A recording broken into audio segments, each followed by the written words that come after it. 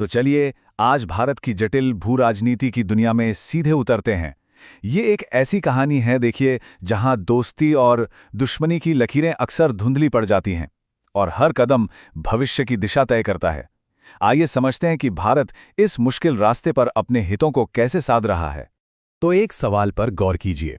ये कैसे हो सकता है कि कोई देश एक तरफ तो समंदर में अपने सहयोगियों के साथ मिलकर ताकत बढ़ा रहा हो और ठीक उसी वक्त उसकी जमीनी सरहदों पर एक प्रतिद्वंद्वी अपनी मौजूदगी लगातार मजबूत कर रहा हो। यही वो पहेली है जिसका सामना आज भारत कर रहा है। आज हम इसके दोनों ही पहलुओं को करीब से देखेंगे। चलिए इस कहानी की शुरुआत करते हैं सहयोग से। हिंद प्रशांत का जो इलाका है वो आज दुनिया की भू राजनीति का सेंटर स्टेज बन चुका है और यहीं पर भारत बड़ी बड़ी वैश्विक शक्तियों के साथ अपनी नौसैनिक साझेदारियों को एक नया रूप दे रहा है। जैसे हाल ही में भारतीय नौसेना ने गुआम में सी ड्रैगन 26 अभ्यास में हिस्सा लिया। अब ये कोई मामूली रूटीन ड्रिल नहीं है, बिल्कुल नहीं।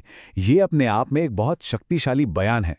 अमेरिका की अगुवाई में हुआ ये अभ्यास दिखाता है कि भारत अंतर्राष्ट्रीय गठबंधनों को लेकर कितना गंभीर है और ये जरूरी भी है एक आज़ाद और खुले हिंद प्रशांत को बनाए रखने के लिए। इस सहयोग का एक बहुत बड़ा फोकस है एंटी सबमरीन वॉरफेयर यानी ASW। आसान भाषा में कहें तो पानी के नीचे छिपे खतरों, खासकर दुश्मन की पनडुब्बियों का पता लगाना और उन्हें बेअसर करना। ये एक बेहद हाईटेक फील्ड है और इसमें महारत हासिल करने का मतलब है कि भारत अपनी समुद्री सुरक्षा को कई गुना ज्यादा मजबूत कर रहा है।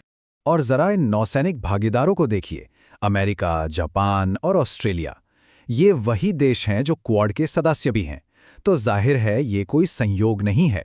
ये एक सोची समझी रणनीतिक साझेदारी है जिसका एक ही मकसद है, हिंद प्रशांत में एक स्थिर और नियम आधारित व्यवस्था बनाए रखना।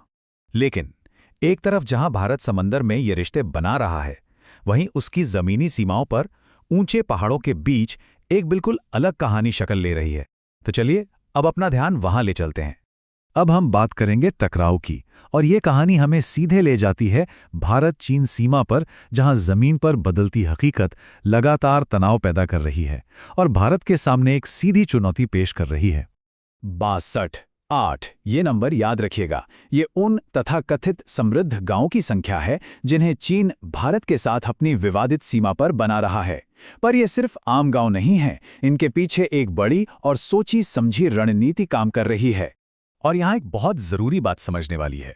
ये गांव वास्तविक नियंत्रण रेखा यानी LAC के पास बनाए जा रहे हैं, जो कि कोई पक्की अंतर्राष्ट्रीय सीमा है ही नहीं।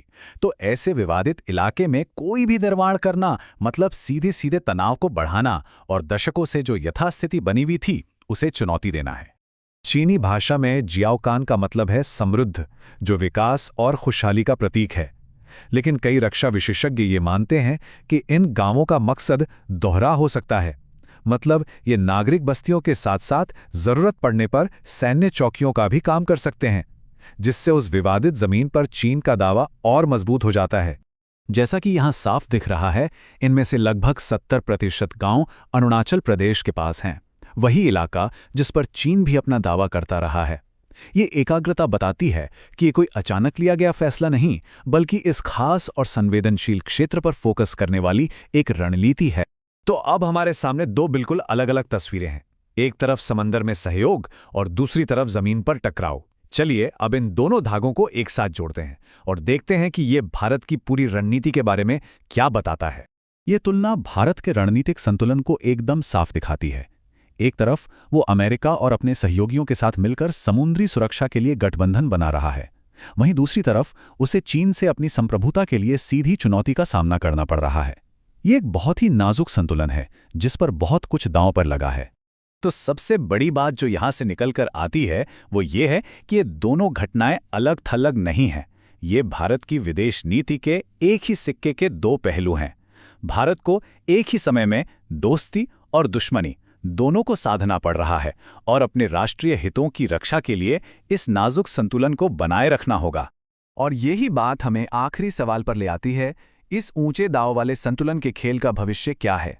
क्योंकि सहयोग और टकराव दोनों की ही रफ्तार तेज हो रही है, तो भारत इस जटिल भूराजनैतिक रास्ते पर आगे कैसे बढ़ेगा? ये एक ऐसा सवाल है जिसका जवाब शायद आने वाला वक्त ही देगा।